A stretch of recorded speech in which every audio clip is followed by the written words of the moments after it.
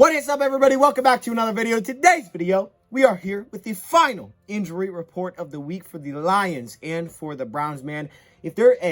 When this schedule drops, you know, there's certain games on that schedule that you circle. There's certain ones you're like, that's the one. Maybe not actually circling it, you know, because I don't think anybody actually, not many people like print off the schedule, but mentally you're like, oh, I can't wait for that game. This is one of those games, you know, like Lions, Browns, I want to win this game. We don't play them a ton, but when we do, I want to win this game. So let's get it started. The city's been down and it found a way to get up. And when you knock us down, we're going to get up. And on the way up, we're going to bite a kneecap off, all right? And we're going to stand up. And then it's going to take 2 more shots to knock us down. We're going to take another hunk out of you. Before long, we're going to be the last one standing. Welcome, everybody, to another video. Glad you guys are here. And we're here with the final injury report of the week, man. It is Friday. Friday is always a great day. But to make it even better, we have the final injury report here. And I know that's the peak, man. That's like what you look forward to. You get up, you brush your teeth. You're like, man, I cannot wait till about 4 through 7 p.m. Eastern time. Because guess what? That injury report is dropping. And I feel you. I do. I get it. I do get it. Because here we are. Now, before we get this thing started, I know you guys have seen the title. And there's something about Tim Boyle in there and winning and something like that. Okay, I don't know exactly how I titled it. But I know I already recorded that clip. So I'm going to throw that in here as we go through the video. So just keep that in mind. If it's a little off, the rhythm's a little jacked up, that's why that happens. And because of that, I know that clip's already pretty long, I'm going to kind of fly through each side of the injury report aside from that position. So once we get to that, I'll throw that clip in. But I already know it's pretty long, so I want to keep the rest of the injury report pretty quick and kind of just fly through this. So I don't want to waste any time, and I don't want to waste your time. Let's get this thing started. Let's start with the Lions first. We started with them all week, and we got a couple of roster moves to announce. First off, the Lions have activated quarterback Tim Boyle. Yeah, this is not really a huge surprise, but he's active, and that's why the title says what it says. It's looking like Boyle's going to play on Sunday. That's kind of the feel of it. And Dan Campbell kind of told us today that that's what it was going to be. So seeing this now, because Dan Campbell said he wanted to make his decision today on who the quarterback was going to be. He didn't want to wait till Sunday because quarterback's different than like receiver or something like that. The quarterback, he wants to know who the guy is going into Sunday today. He wanted to make that decision, figure out what that is today. So even though there's still some possibilities, like when we get to Goff, it doesn't say out.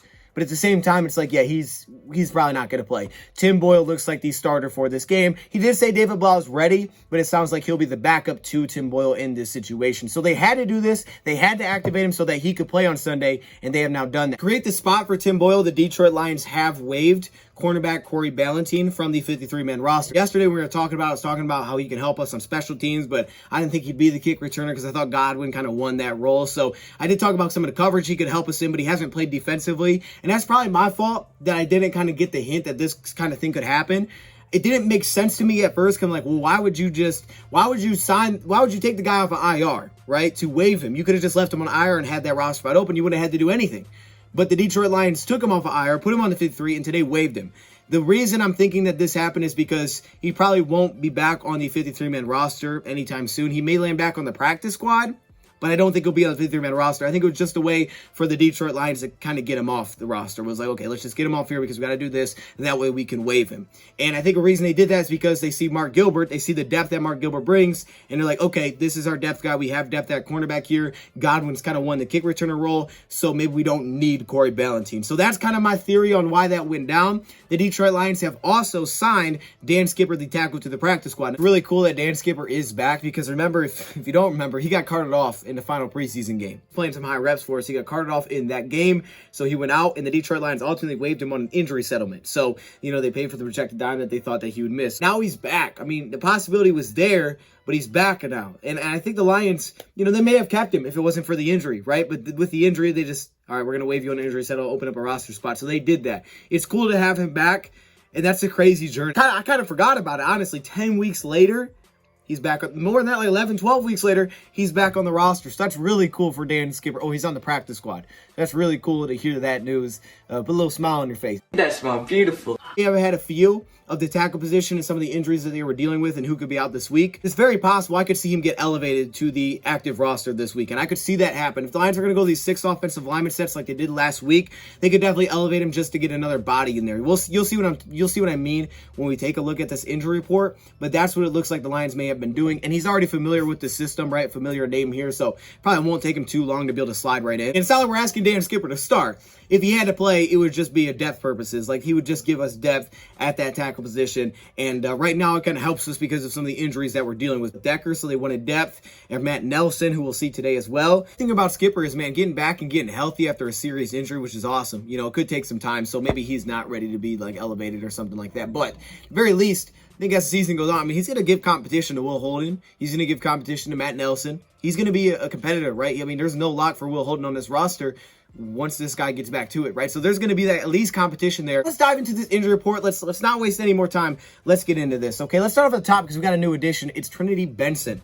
All right, now Trinity Benson showed up today with a knee injury, limited participation, listed as questionable. He was not on the injury report all week, so this is new. Something had to happen in practice today. I don't know how serious it is. Is it a contusion? Did he tweak it? Is it something where it's like, okay, you messed it up a little bit, let's just rest it. There's no reason to keep going through practice. You're good to go anyway. I'm not sure how serious it is. He is listed as questionable. This is one we just won't know until the inactives come out, but this is a player that I feel like has been finding a little role with this Lions offense. I mean, I don't think we'll see him a ton this weekend, but he's kind of been working back up, it looks like, above a guy like Kadero Hodge. Like, they're trusting him more to block. They're giving him a couple of passes, the guy that they traded for. But now having Josh Reynolds, who it looks like he's going to make his debut on Sunday.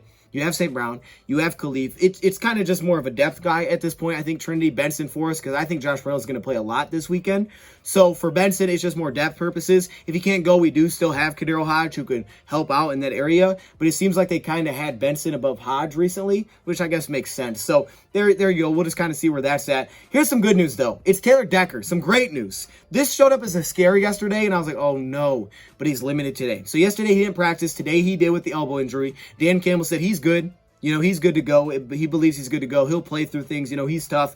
But at the same time, he's like, it doesn't look as serious as maybe we thought it was initially. So while he didn't practice yesterday and it kind of scared us, it looks like he's going to be okay and good to go for Sunday. So he's listed as questionable, but I would almost list it as probable. So that's good news. Continuing, Mark Gilbert, full participation. He returned from illness yesterday, which is good. Glad to hear he's feeling better. And he's going to play on Sunday. So he gives us that depth back. And again, that's probably another part of the whole Corey Ballentine situation. Now, here's the big one. It's the quarterback spot.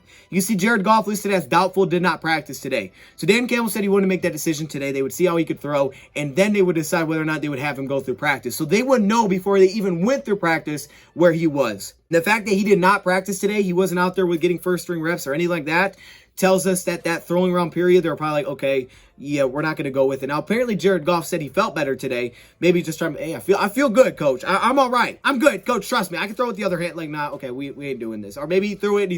He's like, hey, go deep. Okay, and he throws like 5 yards. Okay, that was solid. Like, nah, that wasn't solid. We can't do that. You know, you only threw it 5. You're supposed to throw it 30. You threw it 5. We can't rock with that. So he doesn't look like he's going to play. They're not counting him out, but it's probably going to be the backup Tim Boyle as the starter because now he's active. But I do want to say this. If you're worried about it, here is why I believe we can win with Tim Boyle. Let's check out this clip and then we'll come back. Talk a little bit about this quarterback situation a little bit because obviously this is the headline, the quarterback situation. It's always the headline. It's usually the most expensive position. So let's talk about that a little bit. All right, let's just assume Tim Boyle starts this weekend because that's what it sounds like is going to happen. Unless for some crazy surprise Jared Goff plays, which it doesn't sound like it's going to happen, or they have to put in David Blau for whatever reason, the starter sounds like it's going to be Tim Boyle. Now, I know probably what your thought was or is as soon as you hear that news. Oh, snap. We got no chance on Sunday. Tim Boyle, all right, the offense has already been really struggling. Now you put Tim Boyle out there. You're looking at his preseason numbers. You're like, he struggled in the preseason. You're looking at his numbers back in college at UConn, Eastern Kentucky, and you're like, oh my goodness, we got no chance this weekend. More kind of put the pieces to the puzzle together from what I've been looking at, you know, for the first, 9 games of the season, the film that I've watched, and kind of the notes that I had with the offense with Jared Goff. I kind of put these pieces together with the puzzle. And then I look back and watch Tim Boyle play in the preseason, knowing what I already know about Tim Boyle when we signed him, when we talked about the addition of Boyle. And I start to put these things together, and I'm thinking to myself, the Lions have a very legitimate shot to win with Tim Boyle. Actually, I think he gives them a better shot to win than an injured Jared Goff would give the Lions. Like, putting out an injured Jared Goff that gives you limitations offensively, which is clearly what happened last week. because Dan Campbell said that that was part of it last week, is because of the injury that he was dealing with. So that did affect their play calling. It wasn't just strictly weather. I do believe that a healthy Tim Boyle can give the Lions a chance to win this game. And the Lions can win with Tim Boyle. Now, I know that sounds crazy. Whoa, you're talking about Tim Boyle, that guy that struggled in the preseason against backups. He's gonna be able to beat the Browns. Yes, I absolutely believe he can beat the Browns, assuming he's the starter on Sunday. So let's kind of pull this back for a second. Let's just take a refresher of who Tim Boyle is and how he got here. So from the Green Bay Packers. Now, really, he got picked up by the Detroit Lions and kind of let go because they had Jordan Love. But you got to remember, initially, Tim Boyle beat Jordan Love out when he came in as a rookie for the backup quarterback position. He won that role. That's what all the Packers media said. He was the backup quarterback. When they went in to have a quarterback to go kneel down, it was Tim Boyle. Now, no, he has not had regular season experience. That's one thing that he's lacking. Right, he's definitely lacking that. He's only completed 3 regular season passes in his career, but he won the backup quarterback position in Green Bay the year that they drafted and traded up for Jordan Love in the first round. Now, some of that was because Jordan Love was so new to the offense, but he won the backup quarterback position. There was a lot of people that thought, hey, before they got Jordan Love, maybe, hey, this dude might be able to be the future for us. I mean, as crazy as that sounds. Now, I know when you look back at his college stats, because you've probably looked at him and you're like, what in the world is that? UConn stats are awful. Eastern Kentucky stats aren't very good either. We'll kind of touch on that in a second.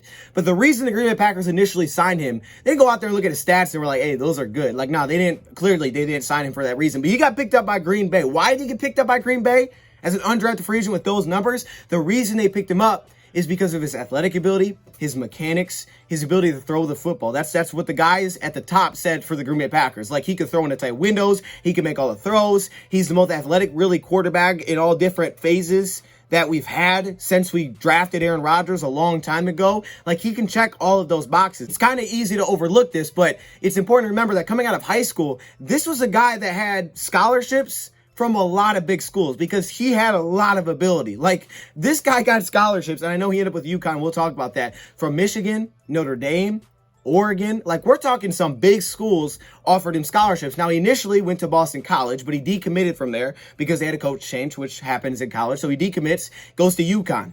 Now, UConn, he struggled big time. Now, keep in mind, he went with played with 4 offensive coordinators in college. That's not easy to do. So he struggled with UConn big time, and you can see his numbers are awful. So he transferred to Eastern Kentucky. Now, Eastern Kentucky, his numbers are better, but they're not good, right? You're thinking, oh, Eastern Kentucky, how do you struggle there? But Tim Boyle said that he didn't believe a lot of that was bad decision-making. It was just kind of how things went. You know, you get a drop pass, you get a tip ball here, you get sacked. It was just a bad situation that he believes that he was in for that spot. But the Packers signed him. They gave him a chance. He beat out Jordan Love for the backup role, and he played in the preseason games. Now, I know when you look at our Tim Boyle and you take a look at his preseason stats for the Lions, and you're like, dude, those are not very good. And personally, the first thing that comes to mind when I think of Tim Boyle is he struggled in the preseason. David Blau was better. But I remember watching back in training camp, and I thought, man, Tim Boyle's got the biggest arm, and I thought he definitely outplayed David Blau in the preseason. Like, there was some in training camp. I thought there were some close days, but I thought he was the better quarterback from the days that I saw personally. The preseason wasn't the best, especially if you look at statistics. It's just kind of how we remember it. However, I went back and watched those games, and I'm saying to myself, this dude, you can't just look at the box score with this. He did not play that bad. Like, this was... And this is what we see with a lot of quarterbacks. You're a lot of times a product of their situation. You know, some guys can elevate players, but ultimately, a lot of times you are a product of what your environment is. And remember, in the preseason, Boyle is playing against either second string or first string, all right, because he was that guy when Jared Goff only played in one preseason, like 2 drives. After that, it was Tim Boyle who was the starter in all the other games. And keep in mind the situation, right? We had Matt Nelson, who was playing left tackle. That didn't go so well. And at right tackle, you had Sewell. Remember, in the preseason, he was terrible at right tackle. He was getting killed at right tackle. I mean, you had guys like Melvin Ingram destroying this dude. So you had that. And then, of course, you had preseason. So you have guys out there you're testing out. You had the Pearmans who are dropping passes. You have the false starts. You feel of what, at times, this year offense has looked like with Jared Goff. It's like, oh, my gosh, this is terrible. But watching the games back, just watching how he can play, he didn't play as bad as the numbers will indicate. And I think a good way that you can back this up without even just looking at the film, just look at his numbers with the Packers in the preseason, right? The guy who was the backup quarterback with the Packers, 2019, look at these numbers. All right, now, you saw his college stats. Look at this. Talk about the situation you're in. Those were his preseason numbers with Green Bay. Those are pretty good. You know, I'll rock with no picks. Look at those numbers, man. He was doing his thing with Green Bay. That's why he was the backup quarterback in 2019. Now, there was no 2020 preseason, so we got nothing from that. But he was doing his thing there. With us, the stats aren't completely awful, but they're not good. They're not like, oh, that sticks out. They're just like, they're like 50% completion, 50 yards. I mean, there was nothing really crazy aside from one game where he was 5 for 7 for like a little over 50 yards. He had the touchdown against Indianapolis. That was probably his best stat line, but it was nothing huge there because I think that game we saw a lot more of David Blau. Man, I'm watching it back and I'm like, wow, you can't scoreboard. You can't box score watch with this guy because he definitely did pretty darn well if you ask me. Like every third down, big time third down, he seemed to give us a chance to pick it up. We had so many drop passes. St. Brown had 2 in one game that I forgot about. We would false start on 3rd and long, so it would back him up even further. He was throwing into tight windows. One of my biggest concerns watching him is that this guy has tons of confidence. And it's like Dan Campbell said, he's got a lot of confidence. But, like, yeah, that can be a little bit, concerning because our biggest thing is we can't turn the ball over. I think that'll be what he's preaching is just don't turn the ball over. But the thing about Boyle is he's an aggressive, confident quarterback that believes he can fit the ball in pretty much any window, it seems like. And he's got a big arm. He's pretty mobile. He's not like a speedster, but he's more mobile than Goff, right? He can move around a little bit. He's got good size. He's a big pocket quarterback. He would throw a couple of passes into harm's way, right? Because he tried to force something, like on a rollout when he threw this one to Perriman. And obviously defender jumps. You can't throw this pass late. He jumps it. In NFL, in the regular season game, that's probably picked off, right? So that's a turnover right there. Right, but at the same time, you're seeing him throw some of these passes, gives guys opportunities, put the ball, give guys shots downfield, taking hits, and you're watching him get killed. I mean, it's giving me feelings of this, regular season. The sheer amount of plays like this, I got to believe half of his passes had something like this. So 2nd and 8, right? You don't have a big play on first down, short run. So you come back and you want a shot play. Solid pass protection, stays in the pocket, delivers, open man, great throw. Okay, we're on the money, let's go. No, this one's not going to count because he pushed off. So it's a PI. Not only did we drop a lot of passes, our pass protection was, well, it was also like this. I mean, it was a little rough. Like I said, Sewell struggled. Melvin Ingram kind of gave him the business in that preseason game, all right? The situation is not very good. And this is 3rd and long, so this is where he goes. So why I believe that this can actually work with Boyle? Well, this last game, if you guys remember my All-22 live stream, I was talking about it at the end because in that game, it was clear the Lions did not trust Goff's health. So they stuck to their game plan, which they liked, which was running, but they didn't trust his ability to throw the football. They even said that was an impact on their game plan. Not until the end, where the time was a factor, did they start opening it up and letting him pass the ball. But in that time, what you got to notice is the pass protection. Now, it wasn't perfect. Jonah got beat on one still, but you could see. You could definitely see with your eyes the pocket that we were able to create a few times with Jared Goff. And it was eye-opening because it's something that I have not really seen. Some of the routes, some of the ability to get to the deep shots, to multiple progressions through 3 guys. I have not seen that since week 4. I mean, I haven't seen this in Chicago.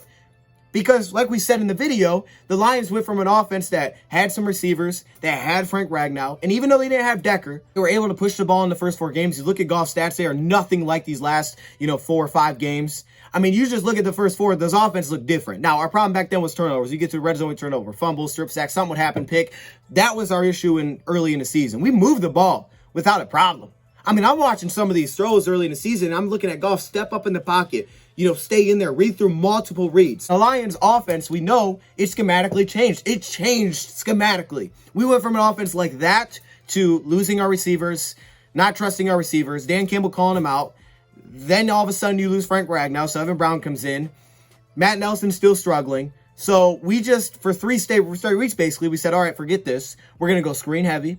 We're going to go Hawk heavy, and we're going to decoy to try to open up Hawkinson. We're not going to have multiple reads to really go through. We're just trying to open up a specific guy, a specific player. We went to screens, tons of underneath things. See it in the game film. You can see it in the player snaps. I mean, it's why the Lions offense, the receivers just stopped playing for a little bit. We just started going heavy tight ends. I mean, the offense got so limited where every 3rd and long is basically a wrap because that's what we felt like we had personnel-wise. That's what Anthony Lynn transitioned the offense to. We've talked about this before. Not where we want to be yet. There's still too many pass protection breakdowns where you allow free rushers. It's one thing to get beat from time to time, like when Evan Brown will get beat here or Jonah gets beat here or whoever it may be.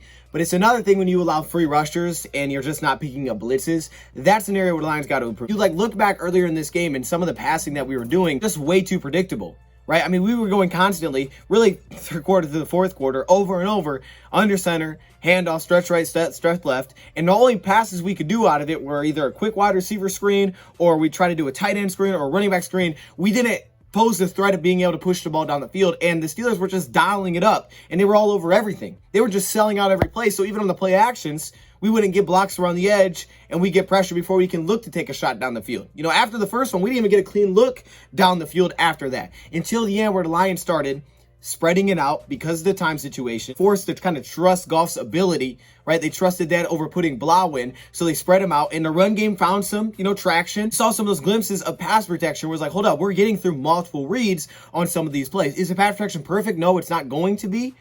Some players be better than others, but you're seeing the ability there within the offense. This time, you could see Goff. You knew where he wanted to go with the football. We looked at the film. There was a couple. It was like, oh, that's the right read. He just isn't making that throw. Like, the injury was definitely a factor, and that's why he's not playing this weekend. But the Lions didn't have Boyle last week to put him in, and he was out. And they shouldn't have put him in, even if he was there, because he missed so much time. So they just had to roll with what they had and try to rock with what they had and try to get through it. Now, this week, if they trust Boyle enough to spread this out, keep the offense unpredictable. Yes, the screens, the running's great, but you have to keep it mixed up. Cleveland is great at this.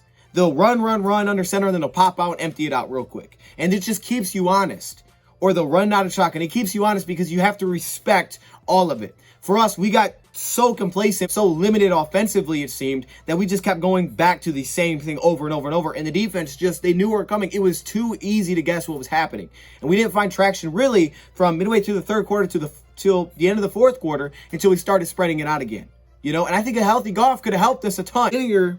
We fought back because we had receivers we trusted. All of a sudden, our O-line was better. And now look at the situation. The O-line's getting back. Decker's going to play on Sunday, it sounds like. Josh Reynolds is going to make his debut, it sounds like, on Sunday. So you're getting a receiver that can win the 50-50 ball, that we will take shots to. I mean, we saw Boyle taking these shots to Perriman. Sometimes he didn't catch them, right? But he's not afraid to. St. Brown, he wouldn't catch it. But he was giving guys opportunities. What you can't knock with Tim Boyle is that he's got all the ability there. He's a very heady quarterback as well. He'll get you off sides. He knows the down and situation. The biggest concern for me is that, like Campbell said, he's a little too confident to the point where he will force things. He will try to make throws that maybe aren't there. And people always say it's easier to pull someone back than to get him going. That might be true. And hopefully that's true this weekend.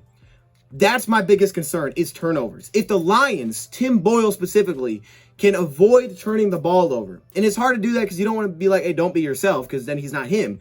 But if he can not turn the ball over, maybe you get like a drop pick or something, the Lions can legitimately win this game because we're going to see a lot of run the football. It's going to turn into that with the weather. But on these play actions, these third downs, he's healthy. Think about the last game. Why in the world was Goff out there if that affected their game plan? It's because Boyle couldn't play because he was still on IR. David Blau was their next option. They didn't want to put Blau in. They didn't want to. They trusted an injured Goff over a David Blau. But this week, Boyle's back. I'm not going to ask you to sling it 40 times over a Goff that's hurt. And that's the right decision. Putting an injured quarterback out there physically is limited on what he's trying to do is not going to help you win. You are so limited in your playbook. And even Campbell hinted to it. We want to believe that it can open some things up. I'm just saying. We can definitely win with this guy. And if you don't believe me, go back and just watch the preseason games. Watch the drops. Watch the mess-ups that jack up his stats. The same reason I believe there was reason for optimism with this offense, even after only scoring 16 points with Goff last week, is because I thought, man, if he gets healthy, when he's back and healthy, I thought he would be this week, this offense could open up a little bit. The Lions look at this film, and they trust it a little bit more with a healthy Goff. But this week, he's not healthy enough to do that. So don't put him out there. Put the guy that you liked, that you signed this offseason out there, the guy that can play, and give him his first opportunity. The biggest concerns to me would be chemistry. Dan Campbell said he was rusty on Wednesday, but you can just see it. He's a very heady player. Here he gets a blitz. All right, so what does he do? He immediately goes to the blitz side where the blitz is coming from and goes right to where his hot would be. The communication is usually there between your receiver and quarterback to when the receiver sees that blitz, he hits the hot. He's got to go right to his hot route and sit down and make himself a target. St. Brown, the young receiver, didn't do that. He just took off and ran the 4 verts. So Boyle threw it to where he should have been for the hot read, but the receiver didn't realize that. So you got young receivers. The chemistry is going to be a question. The rustiness is going to be a question. I don't know what he looks like in practice. It come down to turnovers to me because he can make some throws. He can definitely make some throws. I'm not thinking Boyle got to go out there and complete 30 passes and throw for 300 yards to win. No. You just have to be able to pick up some of these key thirds. We have to be able to trust you in certain situations to do what you can do. And all I saw all preseason was that he gave us a chance to pick up every single key down. Every key down, he gave us a chance. Whether we converted or not was on the next guy. But he gave us a chance. Boyle can absolutely win this. The big question will be, it's his first NFL start, most likely. And I don't know how that's going to go. And I'm not trying to say he was great in the preseason, but I definitely think you can win with him. Like, he has the ability. You can see it. Situational, he give us opportunities, like on this 3rd down and 2, which just came after that offsides one where Brashad Perriman was unable to come up with the football. He gave him a chance there, and he's able to read the coverage before the snap. He knows where he wants to go with it, knows what the sticks are. So it's just situational. It's these plays where you can spread them out. Trust him to be able to help us pick up the 1st down. Here's another one, the touchdown pass he had to Quintez Cephas, right? He sees the man cover, so you get the slant flat pattern like you see all the time, and he hits the slant right on the money. It's nothing crazy, but they're not going to ask him, I don't think, to do anything crazy. They shouldn't have to. It's just about turnovers, and it's really a lack of a game experience. Don't get caught up in all that, because there's a backstory to everything. How did you get here? What took place? The guy can play football. There's a reason the Packers brought him in. No guy gets signed with those stats unless he's got ability. And he's got that. Trey Flowers, he is out for Sunday's game. It's an unfortunate knee injury that showed up, a while ago, but it kind of re-aggravated against the Steelers, and now he's out. He didn't practice at all this week, and that stinks because he returned last weekend. So it must not have been that great. He kind of finished through it, and then he came back this week, and it probably didn't ever feel that good. And you just wonder how long-term this is, for the rest of the season. This is a tough loss for run defense specifically. Not as much pass rush as I think run defense, because this is a great rushing team. As Dan Campbell said, Nick Chubb might be the best back in football, who will play on a Sunday, by the way. Their rushing numbers, 1st yards per carry, 1st yards per game, 4th in attempts. Nick Chubb's averaging 6 yards a carry, which is just ridiculous. I think that's where we're going to feel this. But it's an opportunity for an Austin Bryant, as you can see, who's back and he's going to play. For Julian Okwara, who, according to Calvin Shepard, has bought in. Schematically, the change they're asking to make, he said it does help having Romeo in there. He's like, hey, you listen to what they say. It's going to be great to have those two guys healthy next year. It's going to be awesome. And also on the film side of it, like he's watching more film. Like we'd give cut-ups to players, like they'll cut ups and certain things. Take a look at this. But he's like watching the entire thing. So he's asking questions about stuff that he didn't even give him in his cut-up. So he's bought in completely. Because I got a couple questions and I'm like, damn, he looked at every one of those. It's one thing to put things in these lockers, and when I'm saying this, you kind of make these cut-ups for the players. And sometimes, even as a player, you start to watch it, but you don't go through it. I knew for a fact he watched the entire cut-up because plays he asked about were on the latter end of this cut-up. So it's a player that's took accountability amongst himself to go do it, and then he takes coaching well. 3rd-round picks that are going to get a shot to be like, hey, I'm more than just a pass rusher. It's about the Austin Bryants, a 4th-round picks that's had to deal with injuries. You're healthy, though, and you got a chance to play with him down. So show it. Show your worth. This is your opportunity.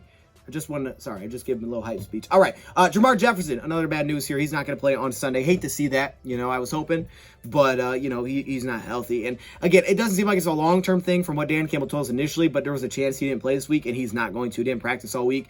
I just don't want it to be long-term with him, so I'm okay with this. Let's just, let's not make this worse than it is. Let's make sure we get this thing healthy, because Jamal Williams looks like he's going to play on Sunday, and Swift will as well. Now, Matt Nelson, he didn't practice either today, and he is out. I wasn't sure where the Lions were going to be at with this one. He was limited yesterday. Today did not participate, so this is probably part of the reason that they have Skipper, and they also could elevate Skipper, like I said, for depth purposes, because now Will Holding will be that 6th offensive lineman when they go to those sets, and behind him, you really don't have another O-lineman at tackle. So, for every reason, if you need to pinch, you kind of need another guy out there, so I would assume that's kind of who Dan Skipper is going to be. And knowing that we're playing 6-0 linemen a lot now, you kind of need to have 7 offensive. I mean, you got to have another tackle out there because you need it for depth. Because something happens, then what do? Right? Does it jack up your whole game plan? You don't want that. It's unfortunate because I thought he played real well last week, but he's out this weekend. Austin Bryant, shoulder injury, full participation. Like I said, he's going to play. Swift is going to play as well. Full participation, he's in. Shoulder limited last couple of days, but he's playing. The guy that had 130 yards last week. Tracy Walker looks like he can play too. He is questionable.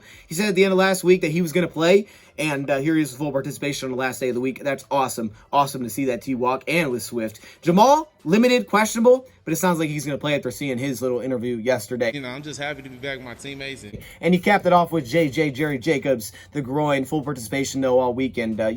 He's going to play as well. So great news there. There's some good, there's some bad. Now let's check out the Brown side. With the Brown side, I want to update a couple guys that aren't on this list. First off, Nick Chubb and Demetric Felton. All right, so both these running backs who were on the COVID list. Didn't think anything about Harris here, the backup center. But Felton and Nick Chubb, their top running back, who's averaging 6 yards a carry, over 700 yards, 6 rushing. It's crazy. All right, those guys are going to play. They're in. They've been activated off of that, so they're good to go for Sunday. Like Dan Campbell said, he might be the best back in football. It's kind of hard to argue it, and they will run their offense through that. Like, they'll run it through Nick Chubb, kind of like we did with Swift last week. They will do that. And even Campbell said, even in their losses, they had 25 attempts a game. Now, if you look at their tight, like low-scoring losses, it was 20 or less, so keep that in mind. But he's right. They try to play through the run game. kind of like we made this weekend as well. Maybe a little bit less than last game, but, you know, we have similar identities on how we want this to go. Stefanski wants to run the football, win the trenches, and Campbell wants that team to be that in the future, and that's what he's building towards, why the draft looked like it did. So this will be an interesting battle. Could be ugly weather. Could be somewhat similar to last week, and I'm here for it. I'm here for the craziness. Baker Felton really hasn't ran the ball much, but he's just a very big pass-catching threat, which we kind of knew coming out of the draft. I mean, some people look at him as a receiver, 140 receiving yards, but he's only got 16 rushing yards on 3 carries. So, yeah, he's been more of that guy, kind of like the gadget back that can line out like a receiver than a running back, but it's just depth. But they also have Dearness Johnson, who played well last week, so they're good at running back, even though Kareem Hunt can't go. All right, so let's get into this injury report. Clowney, he's going to play. He was limited all week, but he's going to play. So they got that guy, and they also got Myles Garrett, the other dude at defensive end. Yeah, this defensive line, what you notice when we go through this is that their trenches are healthy. We're missing Flowers, we're missing Nelson, which stinks, but their trenches are healthy. Anybody that maybe we had questions about, we shouldn't, because they're good. Scroll down, Malik Jackson, he's in. So their front four is good to go for this game. It's scary front four. It helps them a ton in the run game. It sets the tone in the run game, and we know what they do on passing downs. So you want to be able to run against them, you have to win on the line of scrimmage. Because they got smaller linebackers, you got to win up front. And that's going to be the challenge. And it's not going to be easy. It's going to be tough. But it's possible. It's very possible. It's just not easy. 2 great studs right there, but they're both in. AJ Green is out. Depth cornerback there. Concussion. He's not going to play this weekend. So, you know, they do miss a little depth there. Plus, they're also, as you can see, missing a little bit of depth with Troy Hill. We know the serious injury. Like I said, I was like, man, I don't know how he can play this weekend. Well, he's out. He didn't practice all week. So, they're missing a couple corners. Green doesn't play as much as Troy Hill, who's kind of like their starting slot. But it is a little bit of missing depth. I don't think they'll need a ton of corners this week. Maybe they'll elevate someone off the practice squad. It is a little depth, and maybe the line's going to look to attack certain matchups if they get certain things they want. Speaking of matchups, Baker Mayfield, he will play this weekend. Now, one thing I noticed about Baker, it looks like from the film, is that he's a matchup guy. Pre-snap, that there's certain matchups. If he likes Schwartz with the speed, he'll go to Schwartz. He may even force it there, you know, but he likes to take matchups pre-snap. So you got a tight end on a guy that he likes. He'll take that matchup. So I think defensively, man, if you can disguise some things, hide some matchups, make him think he's got something where he's got an advantage, but he really doesn't, I think that's how you could possibly force some interceptions and some turnovers this week. But again, that's what the Lions' focus is. They want to win the turnover battle. Last week, I think they won a 3-0 on the road, and you got to do that. If you go in there and lose the turnover battle, it's going to be hard to win on the road, you know? So especially against a playoff caliber team that's now last in their division, and they just got spanked by the Patriots, who, by the way, has been spanking a lot of teams. But at the same time, the Falcons game was just bad. Like, 2 of their picks were at the end. Like, the score just made it look worse. It was just a boring game. It's pretty boring. Unless you're a Patriots fan. I would have loved that if I was a Patriots fan. I'm like, dang, we're killing it. Over battle is going to be super important this week. And, you know, they're coming for it. Like, they want this one. They're back at home. Like, they're ready to go for this week. Let's go back up the top. Blake Hance, their starting tackle. He will play in this game. So, guy in for Jack Conklin. So, their offensive line, which has been the starting line recently, it's all intact. Malik Jackson, he's good. Jarvis Landry, the number 1 receiver, will also play in this game. He's a little sore, a little banged up, but he's going to go. Like I said, Baker's going to go as well. Full participation today. He said this was the most banged up he's been. Maybe a little bit of limitations in mobility, but they said he looked good on Thursday, so here he is. McKinley, however, is listed as questionable. One of their depth pass rushers, groin injury, so they could miss Takk McKinley a little bit, and also Donovan Peoples-Jones is questionable. But the thing with Peoples-Jones, I feel like he's going to play. Because you remember yesterday they said he was out, he was off to the side on the bicycles because of conditions, and he tweaked his groin on the first day of practice. Well, it tells me that he's probably going to play on Sunday if he was limited today. I just have that feeling. I feel like he'll play in this game. Now, Anthony Schwartz won't.